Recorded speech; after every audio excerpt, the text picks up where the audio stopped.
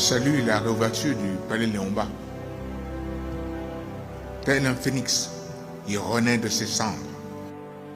C'est la preuve que si l'on peut s'en prendre à un bâtiment, on ne peut attenter à une idée, a fortiori à un idéal. Que chacun se le dise, la démocratie au Gabon, elle est sacrée.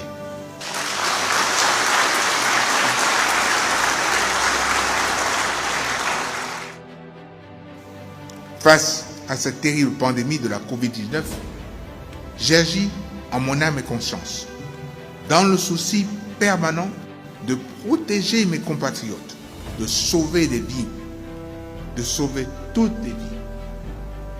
Et s'il m'était donné de le refaire, je le referais sans aucune hésitation. Pour exister, fonctionner, se projeter dans la durée, une démocratie ne doit pas s'enfermer dans un carcan rigide, mais accepter de considérer les nouvelles donnes qui surgissent dans un environnement en constante mutation et apporter de véritables réponses aux questions sociétales qui se posent.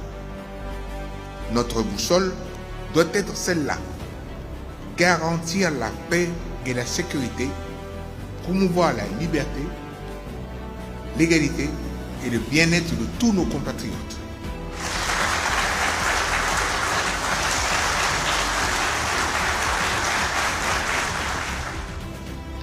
Vous avez fait du programme Gabon Égalité non pas un slogan, mais une réalité.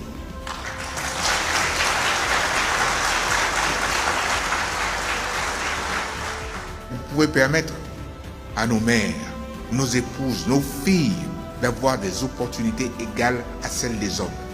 C'est l'essence même des propositions faites dans le cadre du programme Gabon Égalité. Et il en va de l'intérêt général dans notre pays.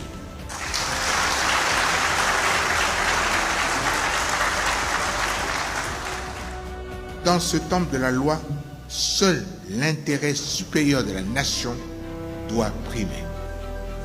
Le populisme est une voie large et facile d'accès. Toutefois, il conduit toujours à une impasse. Il est, tout comme la démagogie, l'antidote de la démocratie. Je sais pouvoir compter sur chacune et chacun d'entre vous, sur votre sens de l'intérêt général, des responsabilités, de la loyauté, sur la volonté qui est la vôtre de voir le nom Gabon, qui est inscrit sur la scène continentale et internationale comme un modèle à suivre.